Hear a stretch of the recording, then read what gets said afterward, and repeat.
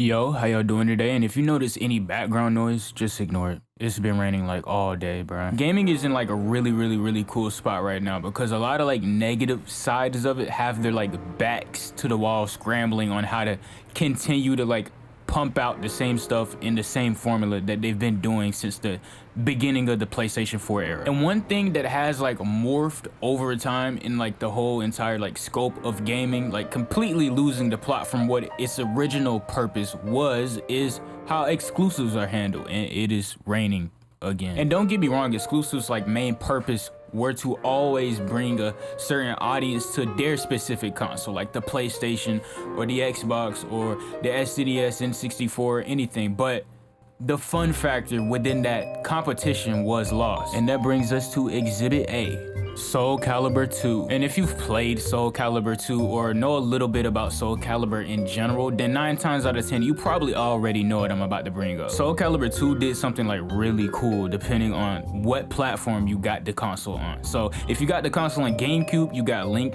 If you got it on 360, you got my GOAT Spawn. And if you got it on PlayStation, you got Heihachi from Tekken. A pretty cool example of exclusivity within games, because it's not just you're making the entire game exclusive, you're just making some of the content within the game exclusive depending on the platform you get it. And it's not cutting out one specific platform, because you're still getting an equal amount depending on the platform you're on. You know, you get one guest character instead of just, okay, I'll put this game on PlayStation, right, add this specific guest character, and then when I go to Xbox, I don't have access to any of that at all. I'm just playing the base vanilla game. It is an example of the industry being competitive, but it also rewards the player at the same time, maintaining that relationship between the developers and the player base. And while you still did have some games that were exclusive to their specific console, you know, Nintendo and PlayStation were a good example of when that would happen. And of course, you got your cases like Halo and Fable.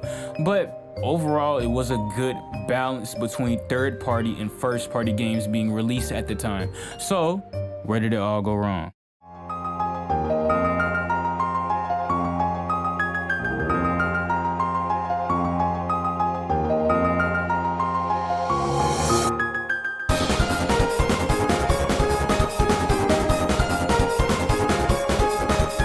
Why did the root of all my problems seem to like stem from something this console did in some way, shape, or form? Now, don't get me wrong, the PlayStation 4 made waves for console gaming and gaming as a whole, but some of the standards that the PlayStation 4 set just weren't good. And I'm glad that they're coming back to bite themselves now. Now, I'm not gonna go through every PlayStation exclusive one by one, because we already know what they are, what they did, and how they're ending up now. It seems like the only one that's in a decent spot of like, you know, player perception is just God of War. But what I wanted to address is an issue that I'm really upset by. The fact that all of this exclusivity and what console gets what games from which development studio or team or whatever is negatively impacting said studio. And a perfect example of this would be Insomniac Games. Now, we all know Insomniac Games is the great team and brilliant minds behind things like Ratchet and Clank, and for better or for worse, Spider-Man on the PlayStation. And I don't mean for the worse as in they failed to do what they were dared to do. They don't have the freedom to do what they want to do. But before we get into that, I want to cover this one specific thing. As you may already know, Insomniac Games is behind a great beloved game, Sunset Overdrive. And for starters, this game is never getting a sequel. Why is it never getting a sequel? Not just because Insomniac is contracted to make Marvel games for the next 10 years. And the only time I believe on their timeline that was leaked where they're gonna make a like Ratchet and Clank game or original IP was like in the next 10 years, and if not 10 years, I believe like 6 or 7 years. But the reason Sunset Overdrive is really not going to get a sequel is because that the game is locked to the Xbox. It is an Xbox exclusive game. And the fact that we even got Rift Apart at all is just a product of the PS5 one being at its launch, and the fact that it needed something to fill in a slot for said launch game. And now Insomniac is pretty much just chained to a machine, and they're just getting milked for Marvel games. Like, bro, if you saw the leaked timeline for these games, it's literally insane. It goes from like Spider-Man 2, of course, to Spider-Man 2 DLC that we don't even know if we're gonna get now. Like we haven't heard anything about it, but we know it's leaked. We literally know what the DLC is, right? To Spider-Man, well, actually not to Spider-Man 3, to Wolverine, right? And then I believe it's Venom after that, then Spider-Man 3, and then like 2 or 3 X-Men games. And when Insomniac tried to raise their own new idea while still using Spider-Man as a basis for it, they simply got rejected. If you didn't know, there's a game called, I think it was Spider-Man The Great Web or just The Great Web, right? It was essentially like an online Spider-Man game. And the leaked documents for it on the little presentation thing or whatever with the sliders, it was literally like pitched as GTA Online meets Spider-Man, right? And then they just get rejected, and they use the bones from the Great Web to string together something, right? To scramble and string together something, and that's why we have Spider-Man 2, and that's why Spider-Man 2 released in the state it's in. So if you're disappointed or have reservations about the game, that is the reason why. And that's also where hundreds and hundreds of Venom voice lines went to. Like 90% of the voice lines that were recorded for Venom were just all not used. Not because they redid scenes in the game or left out key chunks of Spider-Man 2, but I'm pretty sure it was because they were made for the Great Web. So a direct fallout of this rejection of this originally pitched game essentially created Spider-Man 2, and it released in the state it was in, and after the honeymoon phase of the game, everybody switched up on it and essentially dogged it.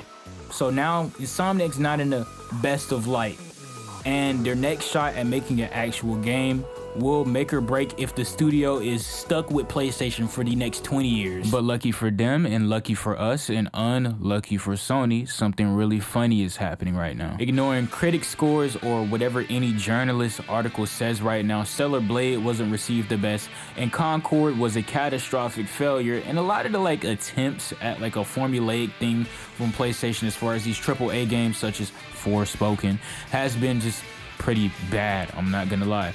But you want to know what is being successful right now as we speak?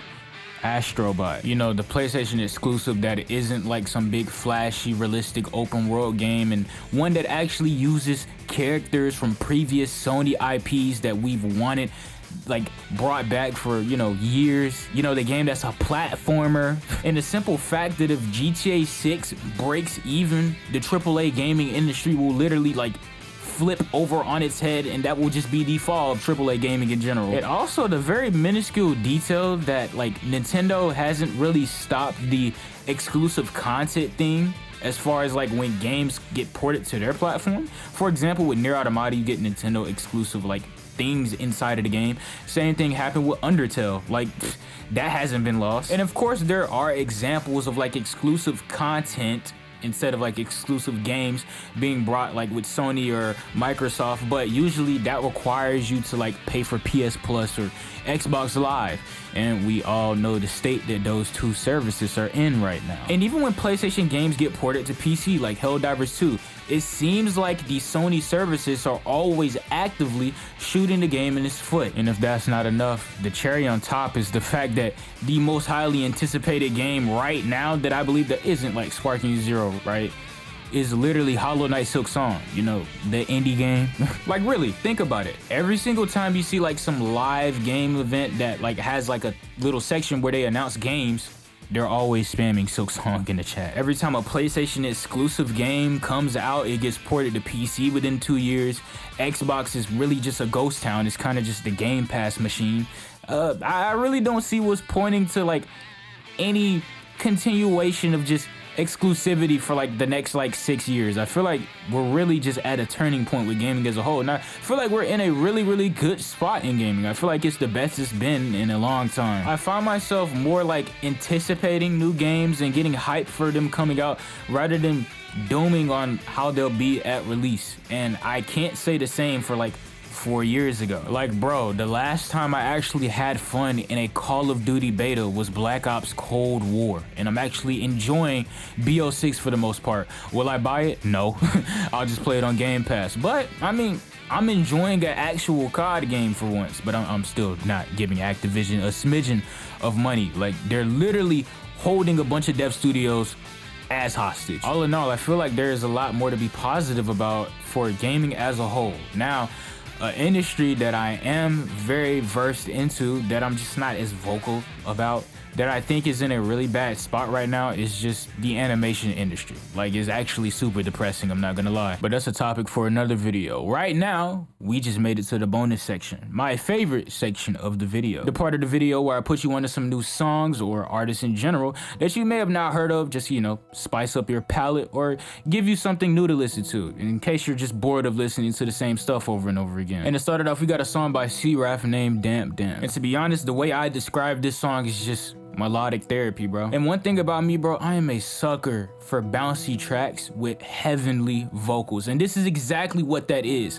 but with kind of that like jazzy, funky flair to it. And the thing that brings this specific track all the way together, bro, aside from the synths and drums, the guitar, bro. Like, it is something that you just have to listen to for yourself. It's like if Gintama and Lupin III had a crossover episode, and this was the main theme. That's the perfect way to describe this. Definitely give a good amount of their discography a decent listen, but for sure listen to this track. Next up, we have Sototob Sakana or Osakana, whichever one you want to like call them, because I believe they go by both. And sadly, this group did disband in 2020, but not before leaving behind some bangers. And if you have heard of them, 9 times out of 10 you probably heard of them from like their most popular song, New Stranger, but my personal favorite song from them is Kokoku no Machi. And while this song isn't like mastered particularly loud, this song is a master class in instrumentality and how to like properly sequence like progressions within a song. But I'm gonna spare you like the boring stuff. Like, even if you aren't like particularly interested in like the high-pitched vocals, bro, the way that they sequence their drops in the build-up, like it's something that you definitely have to give a listen just out of respect for that. The build-up is so good, I thought that the build-up was like the drop, bro. And next up, we have Koshuni, bro. Like, I already know, like I mentioned this artist already, but bro, they just dropped a new album and like, I didn't know so much peak could be compacted into one album. They were already dropping singles like for the build-up, like Burn the Fire. Burn the Fire is really good, by the way. You should go listen to it for sure. Like, that DMB break, amazing. But Deal with the Monster, that by far my favorite song on this album. Like, I cannot recommend it enough. They waste absolutely no time with how they start this song off. It's a perfect blend of EDM, like you can dead hear the OTT like pop right off of those melodies, and rock, and you can hear the crunch right on the instruments. It's compressed, but it's compressed in such a way where I don't know if they like add in those like air pockets to make like the sounds pop off, or they just like don't compress it all the way. But bro, they work absolute magic with the mixing of this song. This song has literally everything. Like, it has everything. There's like 3 guitar breaks, bro. There's a DMB break, like just go listen to the song, bro. I'm glazing hard enough. You should just go listen to it, bro. And I haven't even mentioned the stellar vocal performance from Miku Nakamura. Over 10 years and she has yet to miss. And you shouldn't miss out on this album, bro. 7 Deadly Guilt out now. Go listen to it. Stop everything you're doing. And with that, my friends, sadly, our time has come to a crisp close. But wait. Before you head out, could I interest you in joining the official Canon Discord? I swear to God, I sound like a NordVPN ad every time I do this. Other servers might offer you certain pleasantries such as the GameCube or the Wii phone, but we are much more sophisticated. We offer you the ultimate Marvel vs. Capcom 3 arcade cabinet. Whether this is a lie or not, I would not confirm at the current time of making this video. Anyways, what are you waiting for, gang? Pull up, bro. Oh yeah, and when Sparky Zero comes out, I will 110% be hosting a tourney for some cash, of course, bro. We all gotta make some bread out here. But be warned, bro, my server members are getting very cracked at Tenkaichi 3. We are running crazy training drills right now as we speak. Matter of fact, I am literally in the VC right now, and my nigga Kino is training Komaru. So be prepared if you really want to run it, bro. So, yeah. I still don't know how to end videos. Up in here with my tool, they can find you in the ditch, yeah. Straight for high rule, you not from me, you a glitch, yeah. My domain of my rules, running with the misfits, yeah. Do not misclick, that's gonna get you hit quick, yeah. God don't death, this God, ain't no variation, it's Lord X Lord. I keep prepared, I saw X out of Clyde. My name Lucy, when I talk, you know.